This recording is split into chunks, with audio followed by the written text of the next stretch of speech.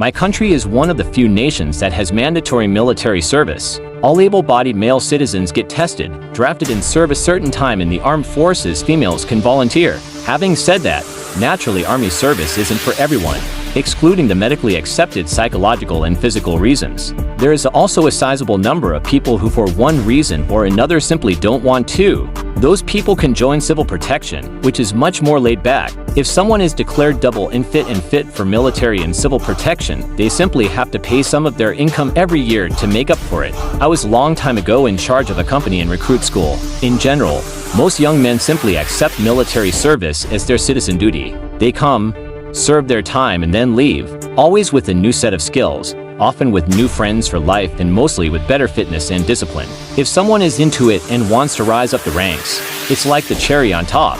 But when this particular school started, I got the opposite. A recruit called Klaus, not his real name. Klaus was a certified bastard and a moron. It was obvious that he really didn't want to do his military service. It was equally obvious that he had been too dumb to be declared double unfit. See first paragraph, which isn't hard. All he would have had to do is state during assessment that he refuses to serve and will cause massive problems. The recruiting division would have dumped him with little regret. He didn't and became my problem. Training Klaus was akin to bathing a cat, though he was smart enough to know how to refuse complying without subjecting himself to disciplinary measures. In the end, he would always do his assigned tasks, but his laziness, his bad attitude and disdain for the work itself, his instructors, and even his comrades dragged the whole company down. After about 6 weeks, the solution presented itself. Klaus must have had learned from somewhere that becoming a firearms-hating uber-pacifist would grant him early release. He came to me and rattled off a badly rehearsed monologue about how the army was a bunch of murderers, my country hasn't fought a war in centuries, how just looking at firearms made him sick, and that he was developing PTSD from firing them during training. There are positions in the armed forces where one can serve without a firearm, and I should have tried to convince him to switch to one of those positions. But I didn't want to burden another company commander.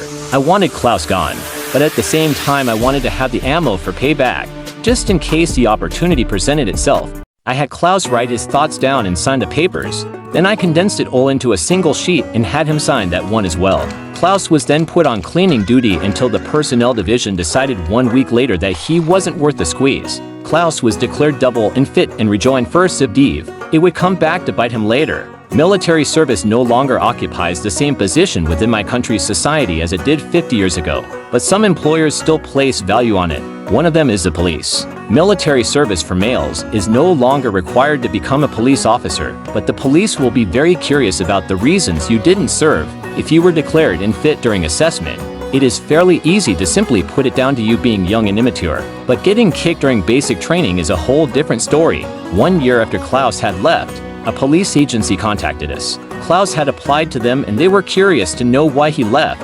During basic training, they were supplied with all the explanations they needed, and all were signed by Klaus. Klaus never became a cop, not in that agency nor any other. How could he? Just looking at a gun gives him the creeps after all. I received a very angry email from him shortly after he got rejected.